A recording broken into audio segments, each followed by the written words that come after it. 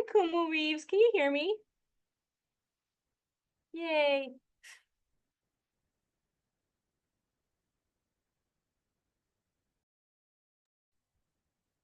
Okay, hello everyone, and hello to Corey, who just logged on right now. Um, can everyone hear me okay and see the slide deck? Yes, I can see the slide deck and hear you. Awesome, perfect. Thank you so much. We will get started. So mahalo for joining us this evening. I'm just going to start us off with a quick pule, and then we'll get into the nitty-gritty of speech and debate. If we can all bow our heads. Dear kind and gracious Heavenly Father, thank you so much for all of your sprinkling blessings this week. We ask that you keep people safe, keep people healthy as we're nearing the end of the year and weather has been interesting as well as things like school and tests and just trials of life have been in abundance. We ask for your blessing and guidance. Please guide our conversation this evening and may it be fruitful. And may this be a wonderful year for Kamehameha Speech and Debate. In Jesus' name we pray. Amen. Okay, again, mahalo nui for joining everybody. For those of you I haven't had the pleasure of meeting yet, my name is Kapua Reeves, and I'm one of the co-directors of Kamehameha Speech and Debate. I also serve as the primary public speaking coach. So without further ado, we'll just dive into things. I am also recording, so hopefully if um, people are joining us a little bit late or would like to see this at a later time because they weren't able to join us this evening, the recording will be shared out along with the slide deck. Okay, so I introduced myself, but in this image right here, you'll see my husband, Mitch, who's also sometimes assists with chaperoning as he is a residential life advisor on campus, and our daughter that we welcomed into the world this past June, Hiilani. So she's actually also my timekeeper for the evening because she's sort of napping, sort of not in the room with me. So we'll see. Um, Hopefully, if she gives us time signals, it will be in a pleasant way, but we'll just trudge along as we go. So I believe I was trying to see, I'm not sure he was able to jump on yet. Mr. Horabik is the co-director alongside myself, and he also serves as the primary debate coach. He likely is still in transition on his way home as there was a debate workshop tonight at school. We also have Desi Koanui Souza, and she serves primarily as the interpretation coach, and then our wonderful department head, Kale Lima, who is basically who we need to go to, the captain of the ship to get things approved, support the different initiatives we do. She also helps chaperone our different events, tournaments, and trips. So big mahalo to her for all of her support. We also have some volunteer coaches who often might come, especially during the busier times of the year. One of our more consistent volunteer coaches, his name is Nicholas Ernst. He is a former speech teacher with us and has currently or is currently serving as a lawyer, but he definitely makes his presence known and still comes up to the room to offer support to our team and the students. So we really appreciate him as well. So, a little bit about speech and debate. It can be a bit of a elusive animal, but if your child has not shared all that much with you just yet about all of the wonders of this wonderful thing that we do, we compete under the National Speech and Debate Association. So there are multiple schools across the nation that participate, and they're kind of the overseeing body. We here in Hawaii compete under the Hawaii Speech League as our local district representatives. This is considered an academic competition team. So students compete against other schools and events similar to a track team. It is unique in the sense of students often are competing individually for different achievements, um, getting to reach different tournaments, that type of thing. But we do also really prize the team aspect. So building camaraderie, having shared practice times, supporting one another. And we really feel like that's been the key to our success. To really have that balance between the individual competition aspect and the team aspect. It is student-centered learning, so student leadership is a big thing that we tout here. Category selection is up to the students, what they choose to compete in. We, of course, provide guidance in terms of what we see as maybe fitting some of their skill set a little bit more, but we definitely leave it up to the students themselves to decide what vibes with them in terms of how they'd like to participate. Even their practice schedules, we do have some set workshop times that we do request certain categories of students to participate. But because we want to also value the fact that they're participating in multiple other activities around campus, whether that's serving in community service positions, other leadership positions elsewhere, athletics, and whatnot, we still try to honor their participation because we feel like their worldly knowledge only contributes to them being able to be effective communicators. So much of that is driven by the students in terms of determining their own schedules and whatnot. There's loads of benefits, increased math and reading scores, buffing up your college resume, increased confidence and leadership, and lots of really good friends and support systems, tutors, right? Right built into their team mates.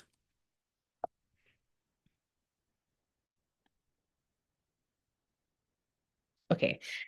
So there are quite a few categories. I'm just gonna kind of glaze over this really quickly. We are definitely able to provide deeper, more detailed information for anyone who has questions or really wants to know how different categories work, or have specific questions when it comes to judging, which I'll be talking about in a slide or two. But essentially, there are three major category umbrellas that we have subcategories that fall under each. So first, interpretation. So that's very similar to acting. How it's different from theater is students don't have costumes. They may perform multiple characters on their own. They do not have any props that they can use. So oftentimes they are choosing a piece of existing literature and using their own interpretation to create the character voices, the character looks, pantomiming to kind of showcase their performance and tell the story that way. So when it comes to interpretation, think acting. Public speaking is one of the more traditional forms of what, when you're thinking about public speaking, uh, TED Talks, news anchor type things. Uh, Most of the public speaking categories kind of speak to those types of um, presentation styles. So students participating in this category have two realms of options of competition categories. One we call limited prep, where they have a limited amount of time to then create their speeches. So there's impromptu speaking, 5 minutes to prepare a speech on a given topic, and then 5 minutes to present it, as well as extemporaneous speaking, where they have half an hour to prepare a 7 minute speech answering a question about current events nationally or internationally. And then we also have prepared speech categories where the goal is either to persuade your audience or to inform them, teach them something. The final category of speech and debate is the debate component. And so there are options for students to compete individually in Lincoln Douglas, which is a philosophy-based moral debate. And then public forum debate is a partner category where they're debating different current event resolutions. They have to be prepared on both sides of the argument to be able to offer their knowledge on a given subject and support that side of the resolution. And then finally, congressional debate, where they mimic serving as senators, representatives, and they can submit legislation. They question other pieces of legislation that other people present, and then are able to offer speeches supporting or negating the given legislation. So those again are the major category umbrellas. Um, your child again has the ability to choose what they want to compete in, and know that majority of the tournaments throughout the season are one or the other, so speech or debate. So your child is welcome to attend every tournament if they'd like to. They don't have to compete at every tournament. But of course, showing up as an observer, supporting their teammates is more than welcome. But in case you're wondering, hey, I saw that there's a tournament this coming weekend. Are you competing? Um, Hopefully they can let you know which categories they're in, and you can kind of get a sense of, oh, this weekend's a speech tournament. You're only doing debate. You won't be at that one. Or you're just going to observe. Right. So just something to keep in mind, especially when we start talking about supporting at different events, different tournaments, knowing that your child might not be participating at every single one. So, some team standards. Our mission, we, the Kamehameha Speech and Debate Team, strive to achieve excellence and effectuate enduring unity by perpetuating Pauahi's legacy of self advocacy and propagating a dignified mindset for the highest level of success. And that was created by our executive board a few years ago and has stuck with us. Creating a safe space for all team members to grow and learn, putting in your best effort in all you do, ensuring excellence in character and competition, honor your culture and heritage, encouraging well rounded students from a variety of backgrounds and interests to pursue excellence in communication. So, membership requirements, this will be a little bit similar to what you might have already read in the parent assessment letter or in the email that was sent earlier this week. Our membership forms do include the permission to participate. So that was the field trip request form. The medical form was attached to that. So you're able to approve your child participating in these different tournaments, socials, things outside of the normal school schedule. Our team contract, which should be signed by parent and student, just to again acknowledge the expectations of the team, our behavioral expectations, and things that you're going to commit to as a member. And then finally, the online membership contact form. So I did mention in the email that this form was shared to students at a previous general team meeting.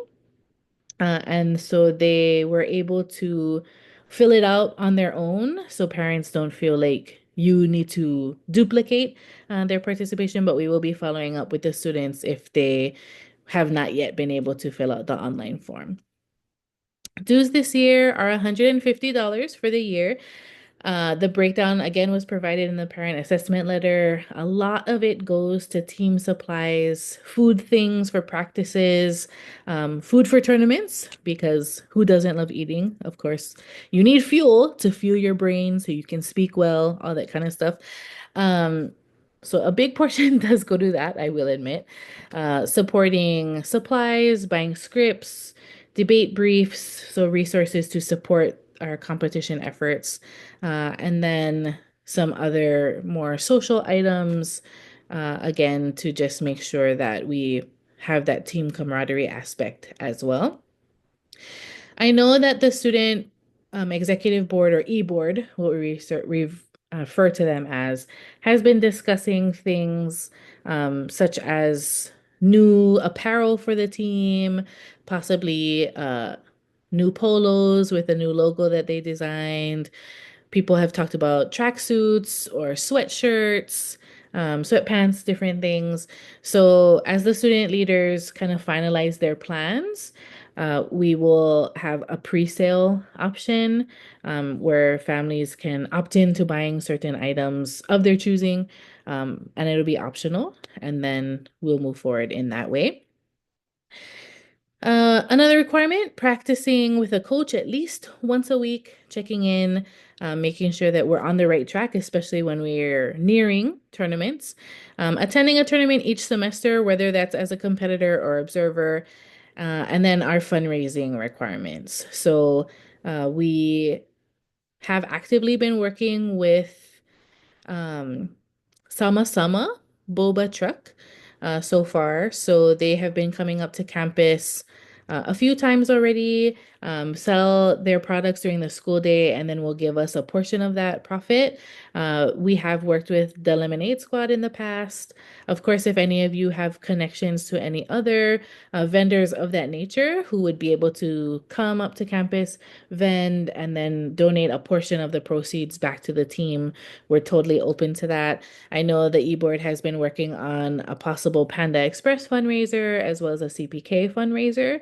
And so all of the funds will go towards supporting our operational budget, um, especially as we come to our end of the year activities. And then any extra would go towards our national tournament competitors and their travel fees. The final showcase item listed is a annual showcase that we host every May, and it's just a great way to bring our community together to support our students and see all of the amazing work that they've done over the course of the year. We typically will choose seniors and or our national bound competitors to perform their pieces at the showcase, and then other team members will serve as MCs throughout the evening, so taking turns introducing their peers, introducing the different portions of the evening. So it's a really fun night, just to see all of the students in action. And we do ask that each team member sell a minimum of 10 tickets to the event. Tickets are $5. At the event, we've also sometimes had vendors provide food. We've discussed having KS brownies as an option. Students last year or over a couple years ago had wanted to make lei to sell at the event. So again, if anybody has any ideas or any connections to things that you would love to suggest as a fundraising opportunity, please feel free to put that in the chat, or we can totally discuss in the Q&A section of the meeting. So competition attire. This is a business formal attire expectation to showcase professionalism in competition. So as you can see in the photo included, different varieties of suits, but typically blazers, dress blouses or dress shirts, ties for gentlemen, pants, all of that great stuff, dress shoes. So we always say that the students should double check with their coaches. There is some psychology belief behind what we might recommend in terms of the style of suit to wear, depending on the category they might be doing. Some of the students may refer to things as power colors. So it's usually easy to find suits in your traditional black, navy blue, those types of things, which are totally awesome choices. But we do kind of talk about sometimes having that pop of color or using a power color to um, attract attention to your performance. And so, again, we just ask that students kind of run that past the coaches because sometimes colors can get a little wild. We just want to make sure we're making good decisions that still kind of align with our professional vision. Um, a lot of different options exist for seeking out professional attire, Macy's, Ross, TJ Maxx. Sometimes students from or alumni of Speech and Debate have donated their suits. So sometimes there's some blazers or things floating around the Speech and Debate room that might be up for grabs or borrowing. So a lot of different options for that. What we do recommend also when students or family members are observing at different competitions is to not be to not be what you typically wear at an athletic event. So we ask that Kamehameha not be boldly worn or displayed at competition. Uh, we are a very small league of participants. In the Hawaii Speech League, there's pretty much only the same schools who participate. You'll notice that students sometimes at tournaments might be a little awkward if they're asked what school they go to.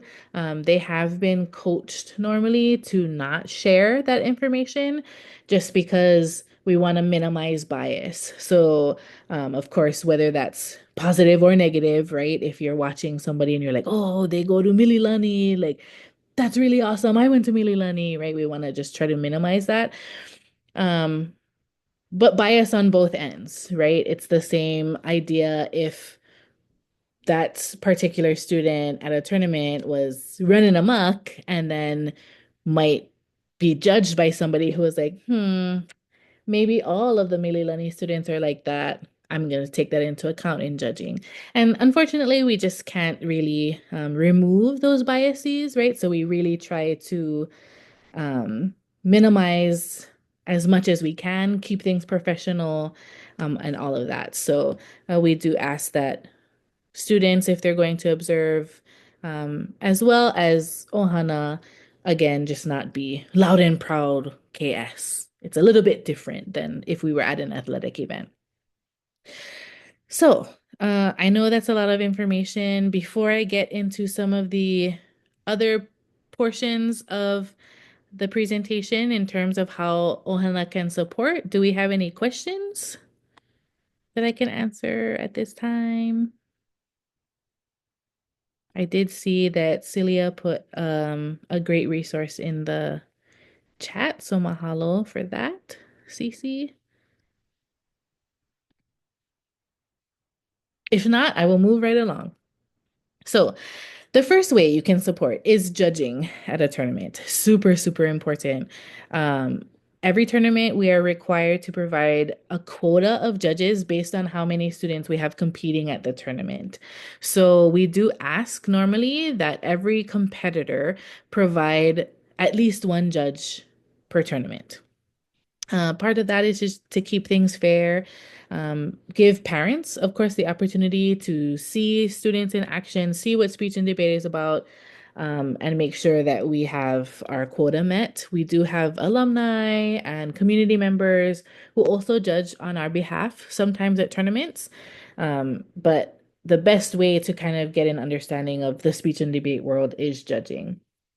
So the minimum qualifications for a judge is for you to be 18 or over with a high school diploma. So super easy. 18 or over with a high school diploma. One of our team members, sometimes he'll ask his neighbors to judge. He's asked teachers that he's had before in other classes judge. So it's a great way to get people to participate, and there's a lot of people out there who are willing to serve. Normally, our judge requirements would be for all rounds of the competition. So in um, the fall, that's 3 rounds of competition during the non-qualifying season, and in the spring, 4 or 5 rounds of competition, depending on what categories they're competing in. So, taking a step back, because I realized I didn't explain that. So, non-qual season is basically like glorified scrimmage in the fall term. So it's really a way to encourage participation of students to join speech and debate, to try different categories, to not be as intimidated, knowing that there's multiple students who are also kind of in this new phase of trying things out in competition. It's also a great way to still continue to get great feedback, and students still have the ability to get recognized and awarded based on their performance. However, they will get awarded specifically at that tournament. When you hit the qualifying season in January, those tournaments Not only do students get recognized for their performance then, they can also qualify to the state tournament in April. And depending on their performance at the state tournament, they could also qualify for the national tournament in June. So that's the main difference between the non-qual and qualifying season.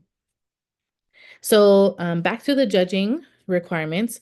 If a judge is not able to serve all all rounds of a competition, that's fine as long as they communicate with us early.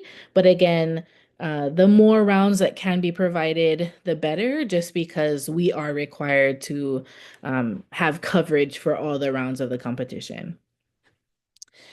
Judges will utilize tab room. So you are asked to bring a smart device to use for judging.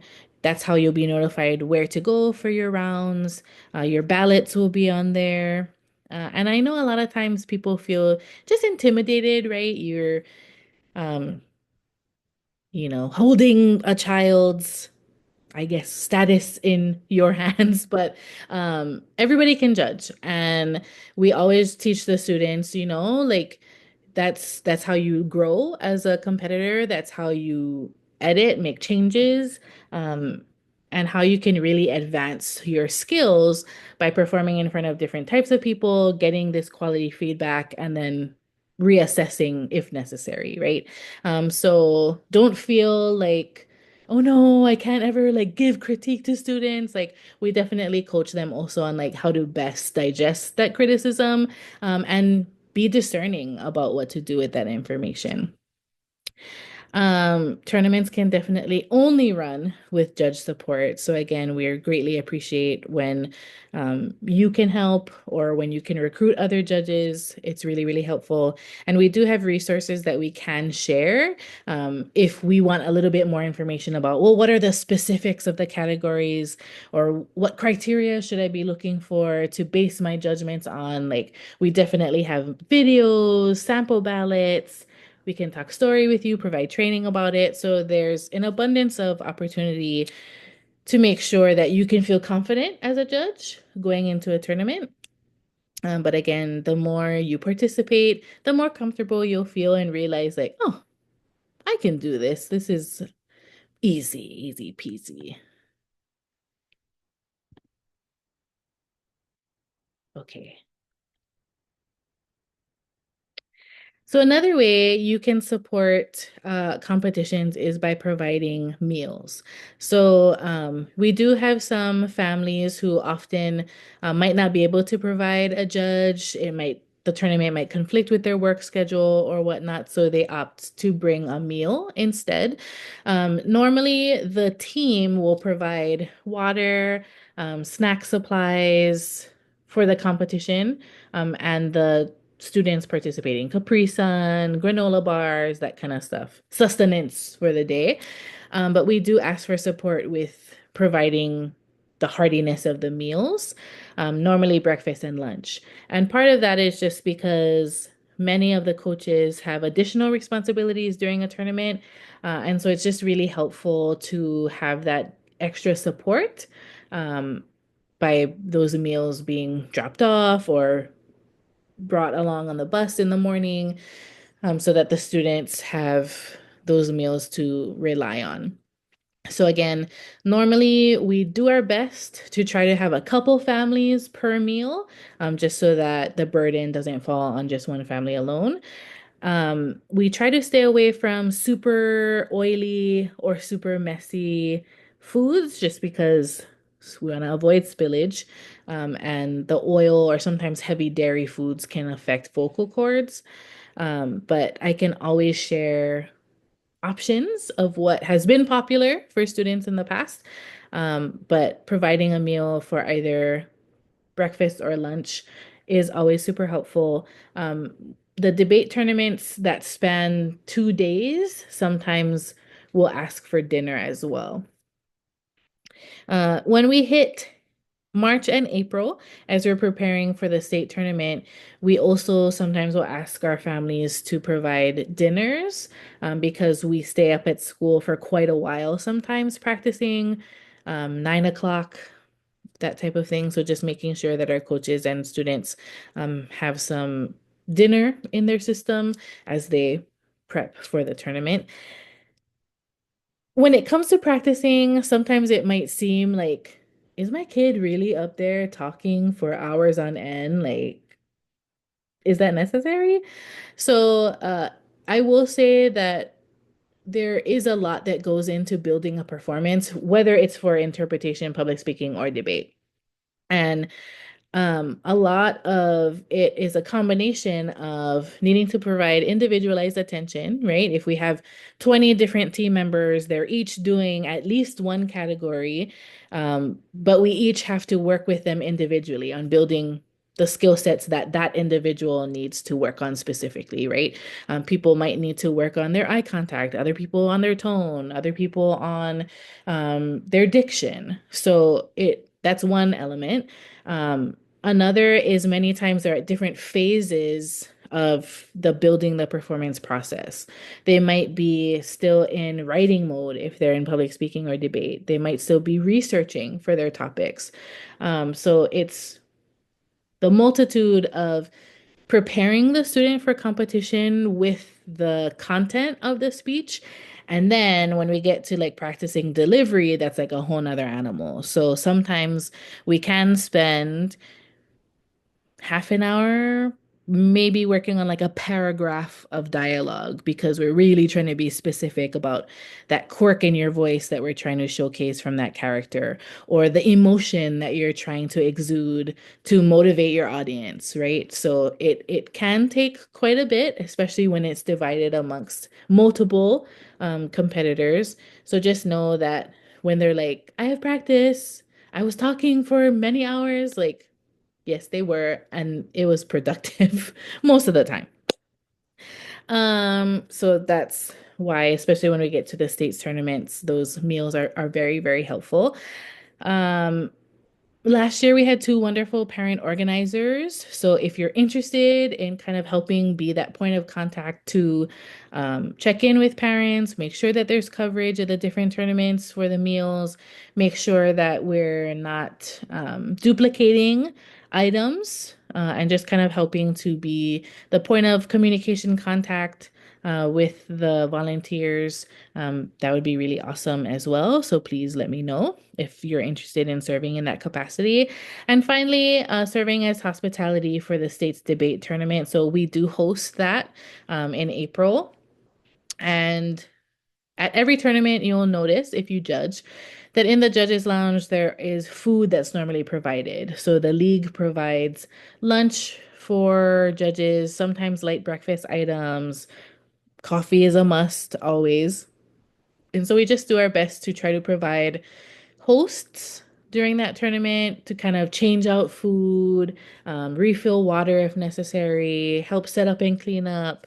It just makes things run a little more smoothly. And some of our HSL executives just appreciate that extra attention to detail. So, um, people who might be interested in that,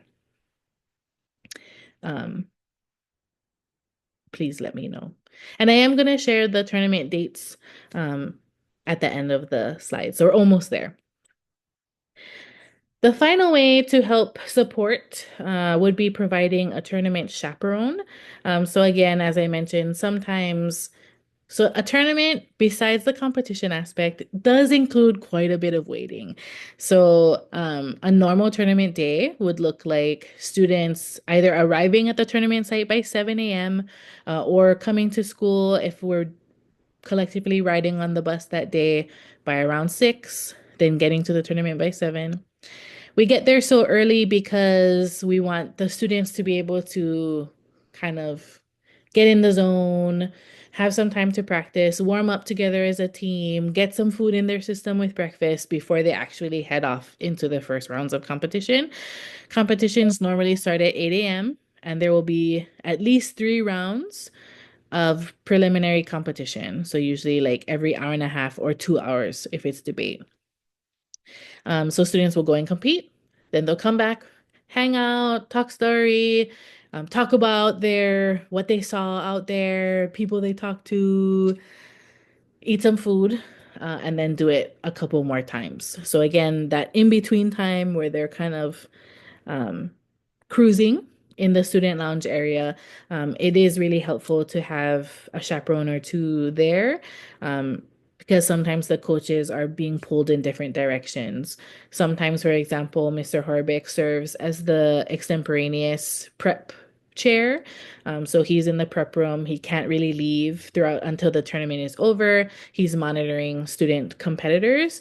I am on the executive board also for the Hawaii Speech League, so I'm normally helping with tabulating the tournament. So I pop back and forth, but there are um, some chunks of time where we ourselves can't be at the table. So having a parent chaperone, sometimes some of our other coaches are there also, but just having a few extra eyes. Of course, if there's any emergency or students um, need anything, just having those extra sets of eyes and hands is helpful. So watching over the meals and tournament supplies, the point of contact, again, if students need help. This should be a cleared volunteer through Halal Kukalau Lama to serve in that chaperone capacity. Okay, so tournament dates for the non-qualifying season are posted here as follows. Again, the slide deck will be shared with everyone as well as the recording. We are already at November, so the speech tournament this weekend at St. Teresa's. The next tournament will be debate on the 30th, and then the final non-qualifying tournament is December 14th, which is a double entry tournament. So students can enter multiple categories of speech categories if they want to test the waters, kind of see if they might want to continue competing in a particular category in the qual season, get some feedback from judges. I will say, I didn't mention this during the judging slide, but um, it's a little joke we have. A lot of times judges will be like, "You were so great. You were so skillful. That was an excellent performance. I really enjoyed your introduction," but then gives them like the sixth place out of six competitors, which is totally fine. Again, I know it might be a little intimidating to provide criticism, but what is most helpful always is just knowing what was the difference between like performers that you might have given a higher rank to, right? So if we don't feel like, laying it all out there, at least being able to share what it was that kind of gave the first place person the edge or the first and second place people the edge over high other ranking competitors, just so that students have something to work with. Qualifying tournaments in the spring. So the first one is January 16th through 19th, which actually is our Neighbor Island tournament. So it will be at Parker School in Waimea on the Big Island.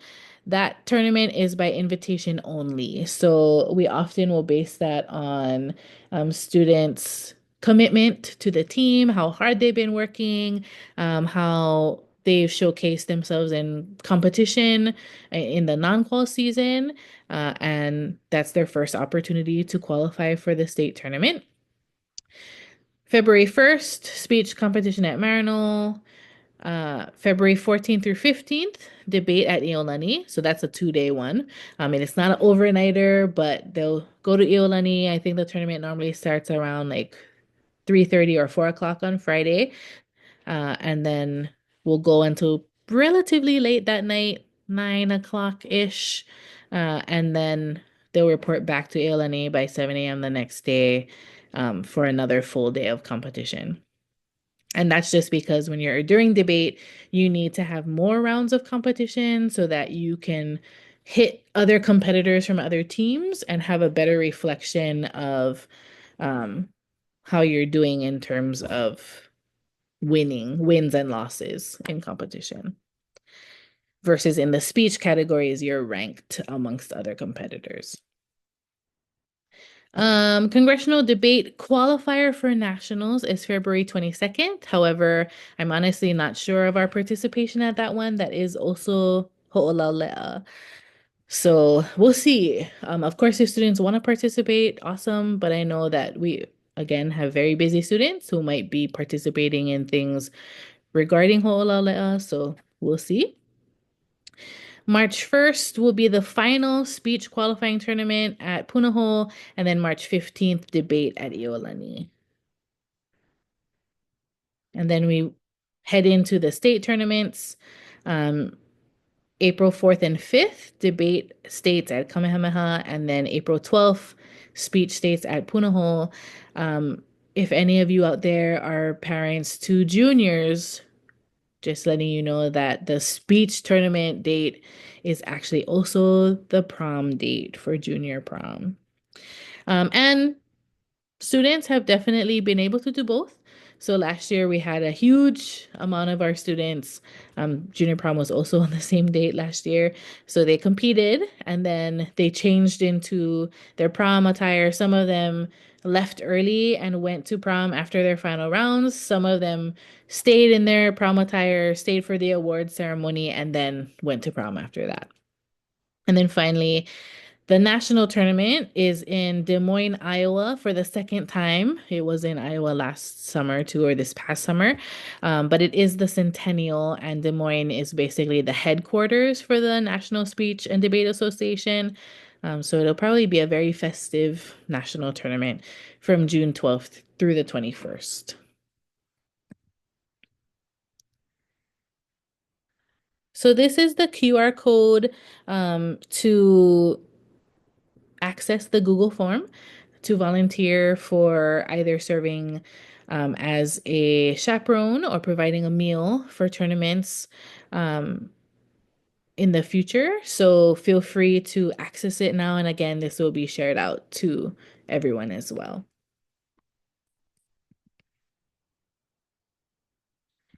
Okay, and with that, I will stop screen sharing. So I know that was a ton of information. Thank you so much for bearing with me. Does anybody have any questions that I can answer at this time? Feel free to unmute yourself or write in the chat. Either way is totally fine.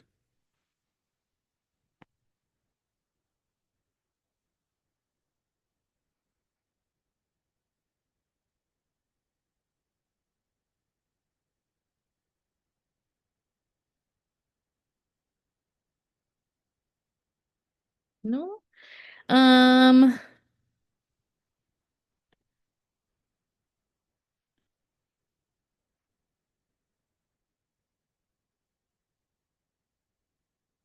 I'm sorry. So, the timestamp, do you mean the schedule of the tournament for Saturday?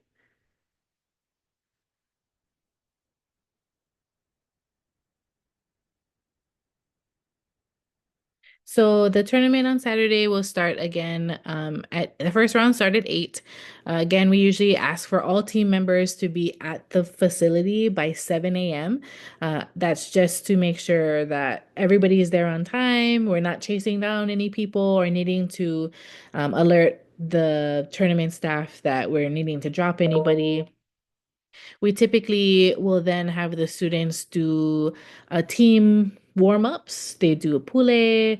They usually have pep talks from some of the more veteran competitors. So that's normally around 7:15. The extemporaneous competitors start competition at 7:30 and everybody else starts at 8. So the tournament rounds, I believe that day are 8, 10, and 12, or 8, 10, 30, and 12, something like that. And then the award ceremony is scheduled to start at 2:30. So most of the speech competitions, that's pretty much the same timeline. I will say that sometimes tournaments can run long. There might be issues, especially when we get into the qualifying season. Perhaps there's an issue with falsifying evidence in debate or violating a script rule in interpretation. And then we'll need some time to kind of investigate, have conversations, and then deliberate on a plan of action. So sometimes tournaments can run a little extra long. There might be extra wait times, but we really try our best to run on schedule as much as possible. If you had the chance to look at the activity dates provided on the permission forms. You'll notice that there's everything on there from tournaments to some of the more like social events for the team. Know that most of the time those events are optional. Of course, they're highly encouraged. I think the only exception to that would be states bonding is mandatory. So for those students who um, qualify to the state tournament, we do ask that they attend that event. It is a chance to have camaraderie with their team members, but there's also some important paperwork and expectations that's shared at that event. And then some of the final events of the season that were listed as TBD, we'll do our best to finalize those dates and get them to you as soon as possible. Are parents able to go to Big Island if our child gets invited? Also, if our child gets invited, do we make their flight and lodging arrangements? So, students who are invited actually majority of the trip is paid for by Kamehameha as it is a qualifying opportunity. So, the theory behind that decision that was made many years ago is because it would be taking away the opportunity for students to qualify to the state tournament if we didn't provide the support for students to attend this tournament. So Kamehameha does pay for majority of the trip. We typically do charge around 150 per student. Part of that has been for supplies. Part of that has been for makana for our judges from Hawaii Island who really support us at the tournament. Some of that has sometimes certain years we've done either a fancy brunch or last year we like drove to Hilo, we went to Volcano National Park. So paying for some of those more extracurricular activities on the trip is where those funds go to. Parents are definitely more than welcome to come on the trip if your student is invited. But of course, your travel arrangements would be made on your own and separate from, like, Kamehameha would not book your travel for you. It's just a policy that they have. But great question. Any other questions? If we're also feeling a little, we need some time to digest all the multitude of information I just provided, I totally understand. Or if we feel a little bit more comfortable speaking directly after the meeting is Paul, I can definitely hang out for a few minutes. But if there's no other questions for the big group, thank you so much for joining me this evening. Again, I'll stick around for a little while, and then I will share out the slide deck and this recording with all of the parents. Mahalo nui.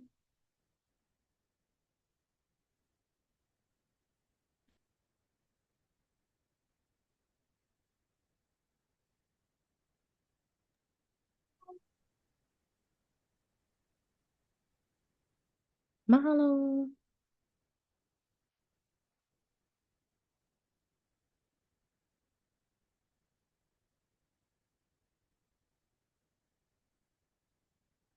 Mahalo.